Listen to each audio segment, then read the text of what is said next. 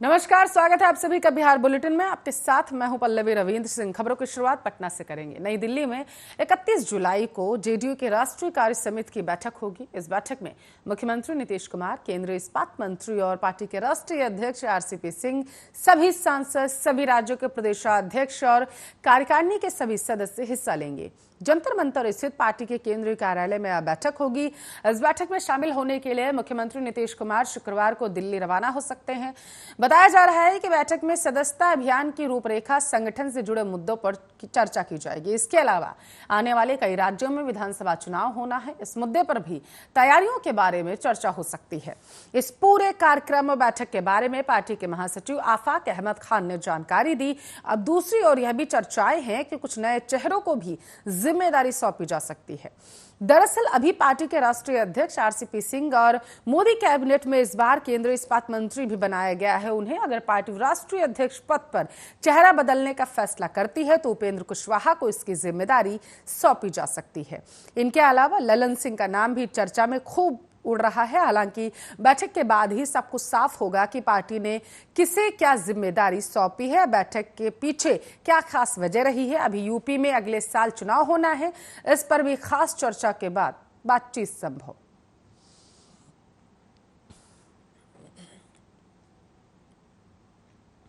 तो वहीं दूसरी तरफ बिहार के पूर्व मुख्यमंत्री और हिंदुस्तानी आवाम मोर्चा के राष्ट्रीय अध्यक्ष जीतन राम मांझी ने गुरुवार को ट्वीट कर टीएमसी की सांसद महुआ मोइत्रा पर जमकर निशाना साधा। उन्होंने ट्वीट कर कहा, मोइत्रा से बिहार में नीतीश कुमार की सरकार है और बिहारी शब्द सम्मान का शब्द है। जीतन राम मांझी ने ट्विटर पर सांसद महुआ मोइत्रा को टैग कर लिखा कि आपके सहयोगी आरजेडी की सरकार थी तो सत्ता संरक्षित गुंडागर्दी के कारण बिहारियों को बिहारी गुंडा जैसे शब्दों का सामना करना पड़ता था।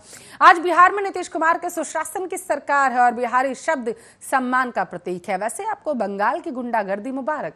दरअसल बीजेपी सांसद निशिकांत दुबे ने टीएमसी की सांसद महुआ मोइत्रा पर आरोप लगाया कि आईटी से जुड़ी संसदीय समिति की बैठक के दौरान मोइत्रा ने उन्हें बिहारी गुंडा कहा। निशिकांत ने कहा, टीएमसी ने बिहारी गुंडा शब्द का इस्तेमाल कर बिहार के साथ साथ पूरे हिंदी भाषी लोगों को गाली दी है। उन्होंने ममता बनर्जी को टैग करते हुए आगे लिखा, ममता जी, आपकी सांसद महुआ मोइत्रा की इस गाली ने उत्तर भारतीय व खासकर हिंदी भाषी लोगों के प्रति आपकी पार्टी के नफरत को देश के सामने उजागर कर दिया। इधर निशिकांत दुबे के ट्वीट के बाद टीएमसी सांसद ने भी ट्वीट कर उनके आरोपों का खंडन किया। मोइत्रा ने कहा, उन्हें आरोपों पर हंसी आ रही है। जब बैठक में निशिकांत दुबे मौजूद ही नहीं थे तो उन्हें कुछ कहने का सवाल ही कहां से आया। उन्होंने ट्वीट किया, नेम कॉलिंग के आरोपों पर मुझे थोड़ी हंसी आ रही है। आईटी की मीटिंग हुई नहीं क्योंकि सदस्यों का कोरम ही पूरा नहीं हुआ। मैं कैसे किसी को कोई नाम दे सकती हूँ जब वह वहां मौजूद ही नहीं था। अटेंडेंस शीट चेक कर लीजिए।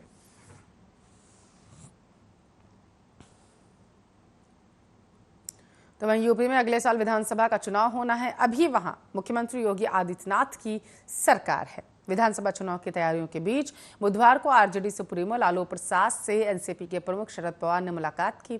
इस दौरान उनके साथ समाजवादी नेता रामगोपाल यादव और कांग्रेस के राज्यसभा सदस्य अखिलेश प्रसाद सिंह भी शामिल रहे। यह मुलाकात मीसा भारती के सरकारी आवास पर हुई। इन सब के बीच इस मुलाकात के बाद राजनीतिक गलियारों में कयासों का दौर अब शुरू हो चुका है। शरद पवार और कांग्रेस के राज्यसभा सदस्य अखिलेश प्रसाद सिंह ने इस मुलाकात की तस्वीरों को ट्विटर पर शेयर किया है और दोनों ने ही बताने की शायद कोशिश की है कि यह औपचारिक मुलाकात है और वे सभी लालू यादव का हालचाल लेने के लिए वहां पहुंचे थे। शरद पवार ने लिखा कि राष्ट्रीय जनता दल के अध्यक्ष लालू प्रसाद यादव से मुलाकात कर उनके स्वास्थ्य की जानकारी ली। लालू यादव से अरसे बाद मुलाकात हुई और उनसे मिलकर बहुत खुशी हुई। गौरतलब है कि जमानत पर जेल से निकलने के बाद लालू यादव ने राजनीतिक गतिविधियां तेज कर दी। शरद पवार के ट्वीट को मीसा भारती ने भी रिट्वीट किया है। तस्वीर में मीसा भारती भी साथ दिख रही हैं। बता दें, शरद पवार की राष्ट्रीय कांग्रेस पार्टी चुनाव में समाजवादी पार्टी के साथ हाथ मिला लिया है। वहीं बिहार के पूर्व मुख्यमंत्री लालू यादव जमानत पर जेल से बाहर आने के बाद सक्रिय हो चुके हैं राजनीति में। अभी अपनी बेटी व राज्यसभा सदस्य मीसा भारती के दिल्ली स्थित सरकारी आवास में वो रह रहे हैं।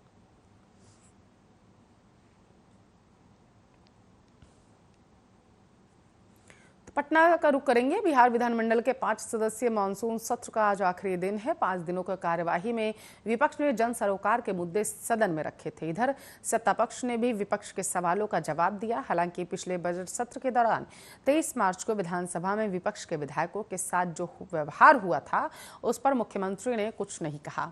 नेता प्रतिपक्ष तेजस्वी यादव सदन के अंदर और बाहर भी इस मुद्दे को उठाते रहे, लेकिन मुख्यमंत्री का कोई जवाब नहीं आया। अब इस बात को लेकर बिहार के पूर्व मुख्यमंत्री राबड़ी देवी ने सूबे के मुखिया नीतीश कुमार पर जमकर निशाना साधा। राबड़ी देवी ने ट्वीट कर पूछा, लोकतंत्र को कलंकित कराने वाले इस कुकृत्य पर नीतीश कुमार आखिर चुप क्यों? दरअसल बुधवार को तेजस्वी यादव ने सदन में बजट सत्र के दौरान हुई घटना का मुद्दा उठाया था। उन्होंने कहा कि वे ये बिल्कुल नहीं मान सकते कि विधानसभा अध्यक्ष के कहने पर पुलिस आए थे। सारा कुछ कहीं और से संचालित हो रहा था। भले ही स्पीकर पर सब कुछ थोपा जा रहा है, लेकिन पुलिस जवानों को विधायकों को पीटने का आदेश कहीं और से मिला था। अन्यथा उनकी इतनी हिम्मत नहीं थी कि वो विधायकों को बूटों से पीट सकें और सदन से बाहर फेंक सकें। इस पूरे मामले में अधिकारियों को बचाया जा रहा है। इधर विधानसभा अध्यक्ष विजय कुमार सिन्हा ने भी स्वीकार किया कि गलती हुई है, अपमान हुआ है, लेकिन यह आसान काम नहीं था। सदन का अपमान हुआ है। विधायकों को बूट से मारना गलत था या किसी एक विधायक का नहीं, विधायिका का अपमान है। ऐसे कतई माफ नहीं किया जा सकता। विधायिका को चोट लगी तो सदन मर्माहत होगा। स्पीकर ने कहा कि आखिर सदन में पुलिस क्यों आई, इस पर भी विचार करना जरूर पड़ेगा। ऐसी घटना फिर कभी ना हो, इसके लिए सभी सदस्यों को संकल्प लेना होगा।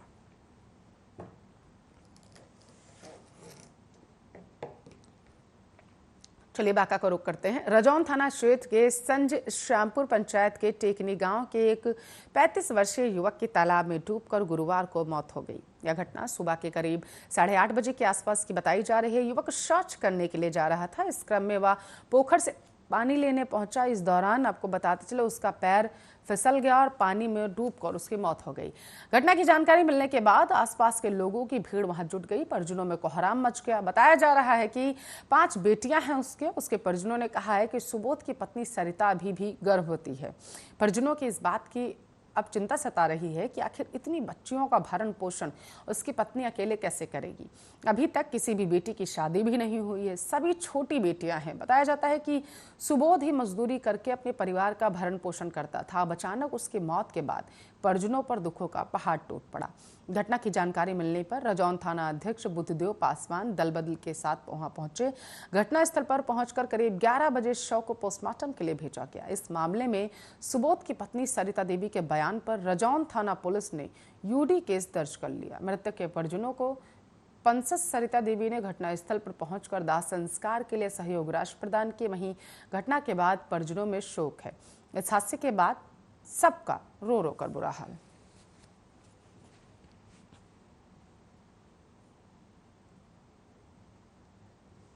तो गोपालगंज का रुख करेंगे। बेखौफ बदमाशों ने हथियार के बल पर पहले कार में फुल टंकी तेल भरवाया, उसके बाद पेट्रोल पंप के कैश काउंटर में रखे हजारों रुपए लूट कर फरार हो गए। घटना गोपालगंज के बरौली थाना क्षेत्र के NH-27 के किनारे सोनबरसा गांव के समीप स्थित एक पेट्रोल पंप की है।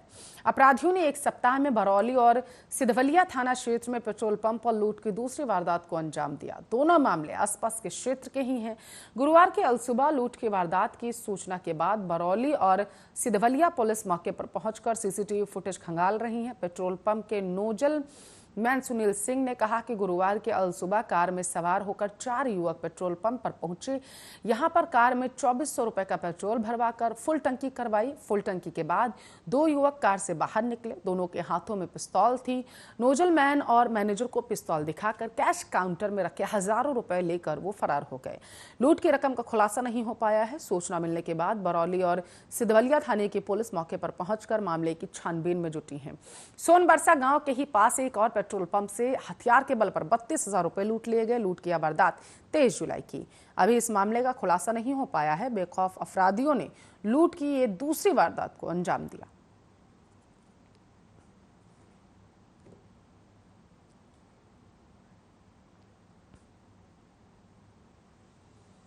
गोपालगंज के बाद पटना का रुख करेंगे। बिहार में अवैध बालू के खनन पर रोक लगाने के लिए प्रशासन इन दिनों काफी सख्ती बरत रहा है। वैसे ट्रकों पर पुलिस की विशेष नजर है जिस पर बालू लदे होते हैं। राज्य में नया नियम कानून लागू होने के बाद से कार्रवाई का सिलसिला लगातार जारी।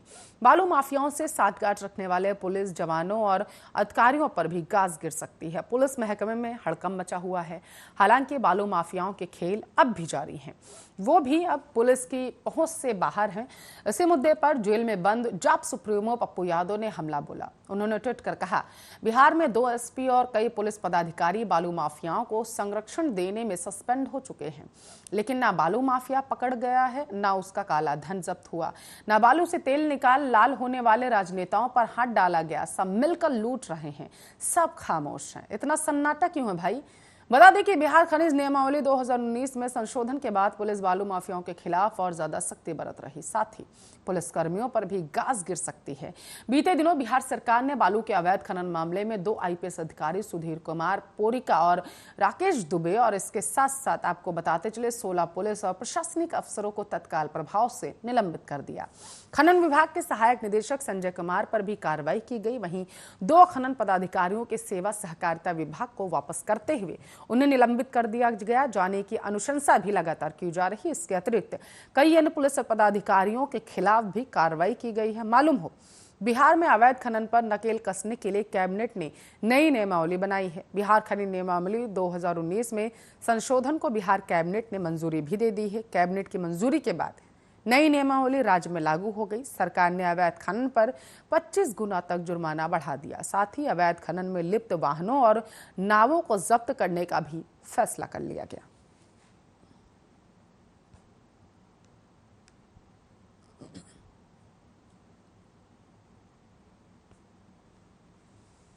उचित मानदेय और स्थायी करने की मांग को लेकर वार्ड सचिवों ने गुरुवार को पटना के गांधी मैदान के पास जमकर प्रदर्शन किया। वार्ड सचिवों के प्रदर्शन को रोकने के लिए पुलिस ने वाटर कैनन का इस्तेमाल किया है। इस दौरान लाठियां भी भांजी गई हैं। प्रदर्शनकारी विधानसभा घेराव के लिए जाना चाहते थे। पुलिस समझाती रही, लेकिन प्रदर्शनकारी अपनी जिद पर अड़े रहे। भीड़ को तितर बितर करने के लिए मजबूरन वाटर कैनन से पानी का छिड़काव करना पड़ा। इसके बाद पुलिस ने लाठीचार्ज किया। प्रदर्शन कर रहे पंचायत वार्ड सचिव संघ का कहना था कि पिछले 4 सालों से पंचायत वार्ड सचिव का मानदेय सरकार ने नहीं दिया। इस वजह से आज उन्हें सड़क पर उतरने के लिए मजबूर होना पड़ा है। वार्ड सचिव की सेवा, स्थायी और सामान्य मानदेय की मांग को लेकर पंचायत वार्ड सचिव संघ के विधानसभा मार्च निकालने की कोशिश भी लगातार की जा रही है, लेकिन पुलिस ने उन्हें रोक दिया। भीड़ को रोकने के लिए अतिरिक्त पुलिस बल को बुलाया गया। बैरिकेडिंग कर उन्हें रोकने का प्रयास लगातार किया गया। इसके बाद जेपी गोलबंदर के पास प्रदर्शनकारियों ने हंगामा करना शुरू कर दिया। काफी देर तक पुलिस और प्रदर्शनकारियों के बीच नोकझोंक होती रही। इसके बाद पुलिस को लाठीचार्ज करना पड़ा। कुछ पुलिसकर्मियों को भी चोटें आई हैं, वहीं कुछ प्रदर्शनकारी भी घायल हुए हैं। बता दें कि पंचायत वार्ड सचिव मानदेय नहीं मिलने से नाराज हैं। इनका कहना है कि 4 साल से काम कर रहे हैं, लेकिन अभी तक वेतन का भुगतान नहीं किया गया। धनबाद का रुख करेंगे। मॉर्निंग वॉक कर रहे जिला सत्र न्यायाधीश 8 उत्तम आनंद की मौत एक हादसा नहीं बल्कि हत्या है। इस मामले में यह तथ्य सामने आया है कि जब जज को उड़ाने के लिए जिस ऑटो का इस्तेमाल किया गया वह चोरी का था। उसे पुलिस ने गिरिडीह से बरामद कर लिया है। ऑटो मालिक का कहना है कि उसका ऑटो चोरी हो गया था, जिस संबंध में थाने में शिकायत भी दर्ज की जा चुकी है। बीते बुधवार की सुबह करीब 5 बजे सैर पर निकले उत्तम आनंद की हीरापुर बिजली सब स्टेशन के पास ऑटो से टक्कर मार दी गई थी। इस मामले में उनकी पत्नी कृति सिन्हा ने धनबाद थाने में अज्ञात के खिलाफ प्राथमिकी दर्ज कराई थी। सीसीटीवी फुटेज में साफ दिख रहा है कि जानबूझकर उन्हें धक्का मारा गया। इस मामले में झारखंड हाईकोर्ट ने रिपोर्ट तलब कर ली है। धनबाद बार एसोसिएशन ने न्यायाधीश के सम्मान में पेन डाउन कर दिया। किसी तरीके की न्यायिक कार्रवाई में हिस्सा नहीं लिया गया। एसएसपी संजीव कुमार ने city SP R Ram Kumar के नेतृत्व में हत्याकांड की जांच के लिए एसआईटी का भी गठन कर लिया। इस मामले में फॉरेंसिक टीम ने भी ऑटो की जांच कर सैंपल लिया। ऑटो में फिंगरप्रिंट सहित अन्य चीजों की बारीकी से जांच की जा रही है। बरामद ऑटो का नंबर प्लेट घिसा हुआ पाया गया है, यानी अपराधियों ने ऑटो से नंबर मिटाकर घटना को अंजाम देने की साजिश रची। वहीं दूसरी ओर इस घटना को बीजेपी नेता रंजन सिंह हत्या और इस केस की सुनवाई से जोड़कर देखा जा रहा है। रंजन सिंह धनबाद के बाहुबली परिवार सिंह मेंशन के करीबी थे। जनवरी 2017 में गोली मारकर उनकी हत्या कर कर दी गई थी। रंजन सिंह झरिया के पूर्व विधायक संजीव सिंह के करीबी थे, जिनकी हत्या के 2 महीने बाद ही मार्च 2017 में धनबाद के पूर्व डिप्टी मेयर नीरज सिंह की भी हत्या कर दी गई थी। रंजन के हत्या मामले में जज उत्तम आनंद सुनवाई कर रहे थे। बीते दिनों सुनवाई के दौरान उन्होंने आरोपी अमन सिंह की जमानत याचिका खारिज कर दी थी। अमन सिंह पर रंजन सिंह की हत्या का आरोप है। अमन सिंह की जमानत याचिका खारिज होने के चंद दिनों बाद ही इस घटना से शक की सुई अमन सिंह एंड गैंग की ओर मुड़ गई थी।